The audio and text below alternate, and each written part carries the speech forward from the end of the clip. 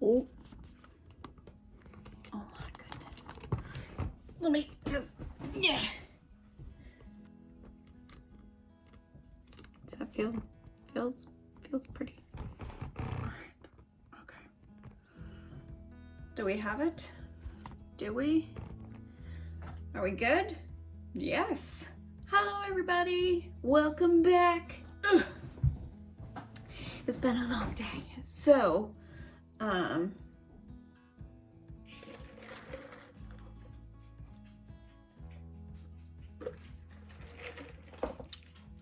Link. Today we're gonna go over my must-haves for diamond painting. So we're gonna start off with the basics of everything. For someone starting out, or at least to see what, you know, someone else finds really useful, might help you or just be amusing, you know. So number one is a larger tray than what they provide you. You can get these on Amazon. I'll make sure to link some of them down below. I'll try to find all the options that I can on Amazon. I know some of the stuff I got from Etsy. So if I can find them, if they're still available, I'll link them. But I think I got like 10 of these trays for pretty cheap. Must-haves. They have the nice little plastic stopper. I don't really use the plastic stopper. I mean, I guess it's nice to have, but it just ends up being more of a pain. And then this one just has the more narrow boat.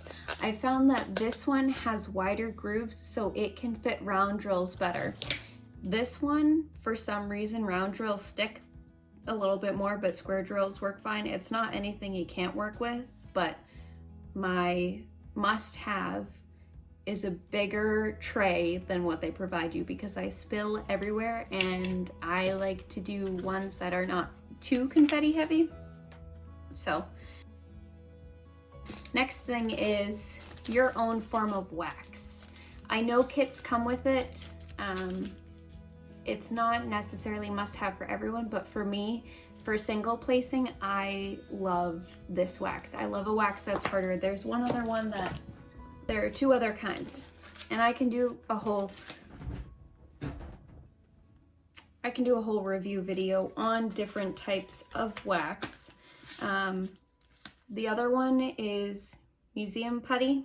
It's like a white sticky wax. And then there's Blue Tack, which I've used quite a bit. I actually used a lot of it for trying to hang things, but these also work really well. These do not work well for me on AB drills, which is the Aurora Borealis, the ones that have the sparkly sparkle on them. These don't work well with those. Patty wax, however, works really well with the AB drills. So that's just what I stick with usually because I'm lazy and don't want to switch them out. What are the words I'm looking for? Pens.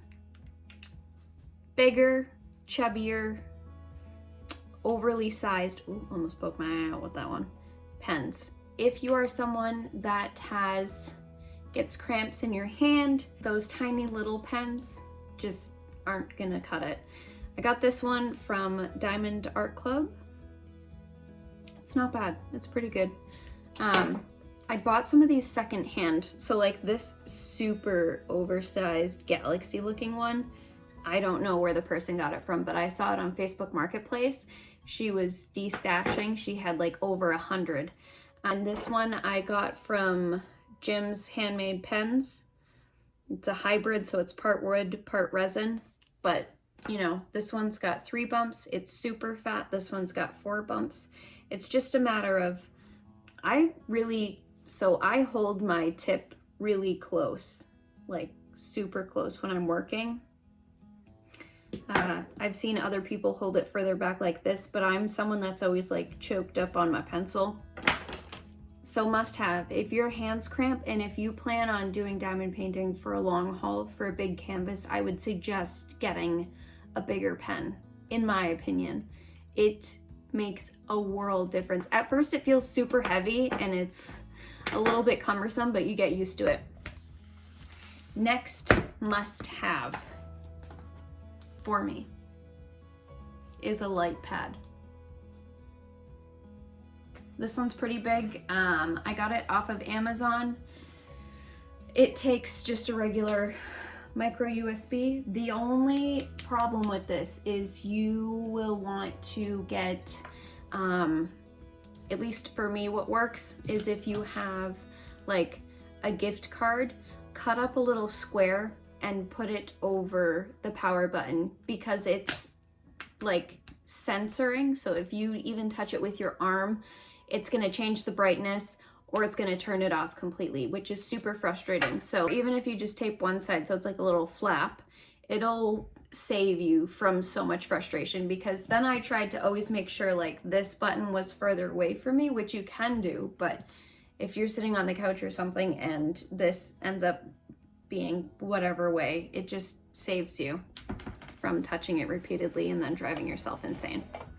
If you don't have a light pad, some kind of good light source is important so that you can see what you're doing. If you're working in a really dimly lit area, you're gonna put strain on your eyes. You're gonna get a headache a lot sooner. It's not gonna be a fun experience and you're not gonna wanna keep doing it. So any kind of good light, I know the little, you know, like the little Pixar lamp that's bendy, one of those. I use one in my living room. I honestly haven't used my light pad in quite a while because I found that you can't see the colors as much when you're working, so it's not as rewarding when you're going through the work and actually putting the drills down, because it's lit from the backside, so you don't see it as much, but it does make the grid really visible, which is nice. Or you could use a mixture of both. You could have the overhead lamp or just a really well lit area like in your kitchen if you want to sit at your table. It honestly is a lifesaver. So to recap, we've got bigger trays, bigger pens, a wax that's stiffer for single placing. The pink wax works fine with multi-placing unless you have a heavy hand. The harder you push, the firmer of a wax you should have, because if you have a soft wax and you are an aggressive, I'm not gonna say like it's a bad thing, but if you're an aggressive placer, you're gonna like spew out all the wax. It's just not good. And a good light source. And one last thing. I think I lost it. I found it.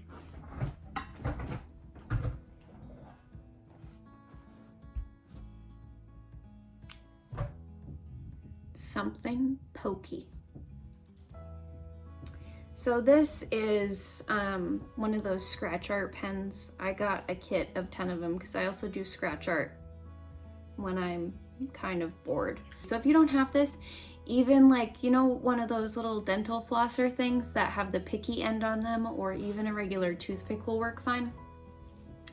It's because if I can make this focus, is it focusing? When you're getting your, see that? When you're, come on, focus, focus. When you're cleaning out the tip of your pen, something pokey to get out the wax is a lifesaver. Ta-da, perfectly clean. Lifesaver. So toothpick, little flossy picky thing, one of your scratch art things, anything like that. Lastly, my must-have, which I don't have with me,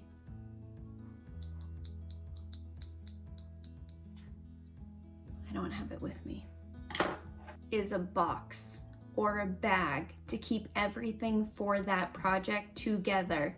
I have a bunch of projects going at the same time. I don't know if you can see behind me, but there's one, there's another one. That basket has another project going in it, and if you don't keep all of your drills, the ones you're using, your extra drills, and the canvas in the same area, it's going to be very easy to get them confused, because I have multiple squares and rounds going at the same time. So it's just a whole mess of, you really want to keep them together, and that way you can keep track of what belongs where. And when you're done with it, you pack it back up, you put it away, and it's so much nicer than leaving it out. I started that because I lost my spare drills and almost had to contact the company and purchase spare drills because I couldn't find my 3/10. They were just missing. And the other thing is I have 3 dogs, so if I do not put stuff away, the pens and all the other good stuff, they will find it very wonderful to chew on and spread throughout the house. So keep your kit, your canvas, your extra drills all together. So without further ado, I hope you have a good day. Bye.